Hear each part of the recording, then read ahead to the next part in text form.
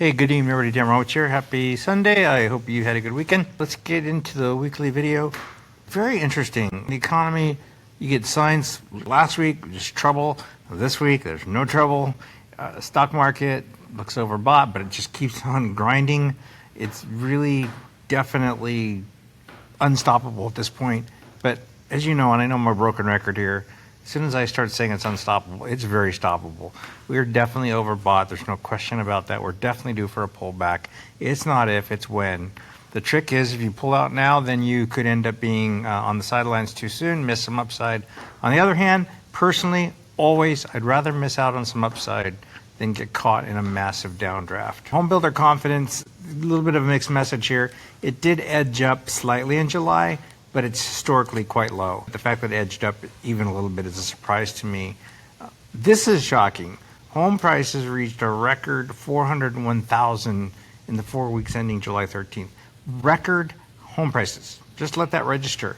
With interest rates where they're at, it's unbelievable. Monthly mortgage payments have come down for the fourth month in a row. And that has less to do with the bonds and more to do with the spreads between the mortgage-backed securities and, say, the 10-year Treasury. That spread has gotten more narrow, which has helped us a lot. Jobless claims, not too much of a pickup in jobless claims, but as you know, every week I talk about this. My concern is not so much how many people file unemployment every week. My concern is how many people stay unemployed, and the continuous claims just keep on going up. Retail sales, this was one of those very positive economic surprises. Really did catch me off guard, because when you start seeing slowing, you start seeing issues in the labor market, that's usually going to show up very early in retail sales, and we got just the opposite this week. This is showing you where the retail volumes rose and fell, and it's very clear by really looking at these numbers.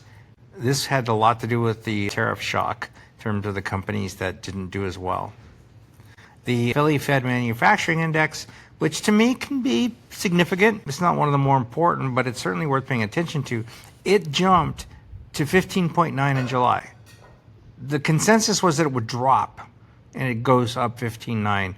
Very shocking. Prices paid did surge, so that was tariff related. We'll see if this pattern continues, but this was a surprise. GDP, this is the Fed Now site, which, as you recall, just a few weeks ago, they said they were calling for a negative GDP number. Down here, you can see that in April. Now they're saying GDP is going to grow at 2.4%. But their model is all over the place, and it's very hard for me to find credibility in those numbers. And then Fed, will he go or will he not go? Typically, historically, when you have this kind of talk about getting rid of the Fed, the stock market would certainly be responding in some way. But it's not, or it's happy that he's going to go. I don't know. But the fund managers are picking Scott Bessent as the top choice. But the survey type sites, the prediction market sites, they've got Kevin Hassett and they've got Kevin Walsh leading the way. And each one of these will bring different good and bad things into the market. I'm not going to take the time to break down each one, but we'll keep you posted. New construction building permits rose by 1.397, pretty good, but housing starts rose by 1.32 versus 1.3. So both rose, but I would say they were about equal in terms of how much they beat estimates. But the thing is, the new construction, home builders are doing less. Single family building permits continue to decline. In June, permits fell by 5%. This was a third decline in 4 months. How does that correlate here with new construction? Well, it's the difference between commercial, apartments, all that stuff versus residential. And my eyes on residential. That's what's going to matter for us. And that's not looking great. Consumer sentiment, it did tick up a little bit. That's the good thing. It's slightly above its 5-month high. But look how low it is based on historic standards. This is problematic to me. And despite the improvement in the University of Michigan sentiment, attitudes about the labor market did worsen, and expectations over household income during the next year remain weak. Look at how low we are down here. It's just hard to imagine the stock market's making all-time highs when you see anything like this with consumer sentiment. Historically, a thriving stock market is going to drive up sentiment. Inflation expectations certainly dropped a lot recently, but still higher than they were, let's say, a few weeks ago. We've got what's already happened. Oh, looking out in the future, 4.4% is kind of a expected inflation rate. I think that's a little high. Just for our bond market, capital from other countries flew into treasuries, a largest inflow of capital that we've seen since 2022. This is very good news because we've had a lot of talk that foreign investors are bailing out of treasuries, and they were. However, this is telling you that the central banks are not buying. This is coming from outside of the central banks. Let's see how that affected the market. Retail activity is now about above 20% overall, which is very strong. It is interesting to note, though, that how much more volume is done by institutions than retail. And that's why I've always said retail is important, but it's not necessarily the number one market driver. Lately, it has been. And I'll show you the next two slides just because it's interesting. Healthcare fund flows let's say it this way. More money flowed out of healthcare than we've seen since 2020, which goes back to pandemic stuff. Why? I don't know, but I can tell you this much. This is where we look for opportunity. When you get these markets that are really beat up, we wait, we look for a little bit of a buying, let it cross the 10-day moving average, whatever, but watch the ETF for healthcare for a buying opportunity. And the opposite side of that, watch the ETF for materials because it's really, really overcooked. So we look for some selling pressure and then you go short when you see this much activity. Corporations buy stock. It's been the number one driver of prices for a very long time now. And this is a reminder that right now the corporate buying can't go on. They're in a blackout. Companies can't buy their own stock during certain periods around earnings, and we are right in the middle of earnings season. So this is a reminder that those buyers are off the table right now for a while, which could lead to some downward pressure. This slide was what? So technology is more overbought. Well, since 1990, there have been 10 prior streaks in which tech was overbought every day for at least 2 months. Tech overbought every day for 2 months, happened 10 times in the last 35 years, and this is what happened afterwards. There's a lot of green, man. You would think that it would just be the opposite, that you would see pressure with that much activity being overbought. But again, as I've always said, don't use overbought as a indicator to decide if you're going to sell something, because stocks can stay overbought for a long time, and in fact a lot of their growth rise is going to come while overbought. Non-profitable tech, this is a really bad sign. And in fact, the headline of the slide is Partyless 1999, which was not a good time. It was, and then it all got really bad. But Goldman Sachs has a non-profitable tech index. So these are technology companies that are losing. It's up 66% since April.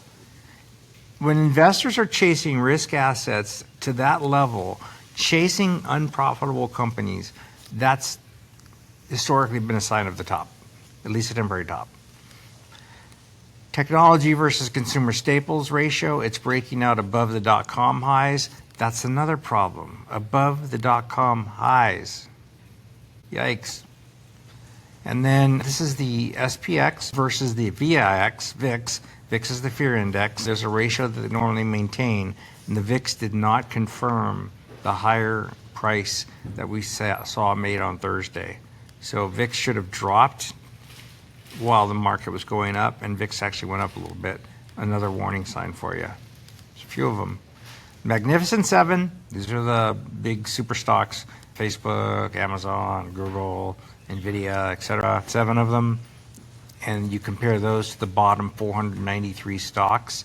This is pretty staggering.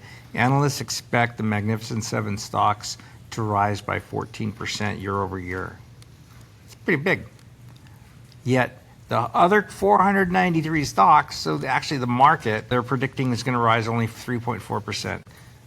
So the Mag 7 is going to rise by more than 4%. Their earnings keep justifying these price increases. Q2, this is for earnings surprise. We've seen 12% of companies have now reported their earnings, and they're reporting that sales are 7.9 and 1.9% above expectations. Both are below the 5-year average. You'd see earnings per share being above the 5-year average right now, but these are companies giving guidance versus what actually happened. The S&P 500 net profit margin did edge up from the same time a year ago. Good to see, but again, I thought there was one indicator that showed them all. You have to look at them individually. The gray is 2024 and the blue is 2025. And you can see in most cases the gray is higher than the blue. ETF flows, this is electronically traded funds, and investors are selling ETFs from April to mid-June. So they were basically selling while the market was rebounding. They missed a lot of that. But once prices stabilized in June, retail investors came back in pretty big, and since then inflows have remained steady. So they got on the sidelines at the wrong time, and then they poured back in. We'll see if that was the right time or not. We don't know. This is the EPS outlook. So there are good reasons to expect weaker corporate earnings. Tariffs will either squeeze margins or raise prices. Either way, there's a good chance profits will go down. Again, pay attention to that because the stock market cannot rise over the long haul if earnings drop. I've got 2 stock picks for this week. The 2 for last week, neither one of them, what's the word I'm looking for? Triggered. So remember, I give you a level, this, I say buy Chewy. If it gets above 39.45, don't touch it unless it closes above 39.45. So last week we had Kroger's and I forgot, but neither one of them triggered. So you didn't go in, you didn't lose, you didn't win. So Chewy above 39.45, and you can buy this option right here, which is the 40 strike price for 72 cents. And then I got PayPal above 74.40, and you can buy this option, $76 strike price for about $2.40. And then I was going to show you one more thing because we have a new product, and it is, let's see if I can pull it up real fast. It's a low cost monthly subscription. We do pretty well with this, and we're signed up tons of people. It seems to be real popular. So this was as of Friday. These are my morning picks. This is about a month's worth, and you can see that there's only one losing day, and overall these picks were up 92.7%. We're in these an average of 5 minutes. Well, let's say 15 minutes. We're not in them long. One thing I would tell you is don't expect 92% return because it's not going to happen. This is the absolute best case. This would be if you got in right when I said and you held it till the tippy top, but almost nobody's going to hold because you don't know where the tippy top is. So I'd say knock this down by 2/3 to be conservative. It's still a 30% return. It's 30 days. So not too bad. All right, guys, that's all I've got. Thank you so much, and we'll want to know more about this nutrition program. Let me know, Dan at universityofoptions.com, and we'll see you. Bye.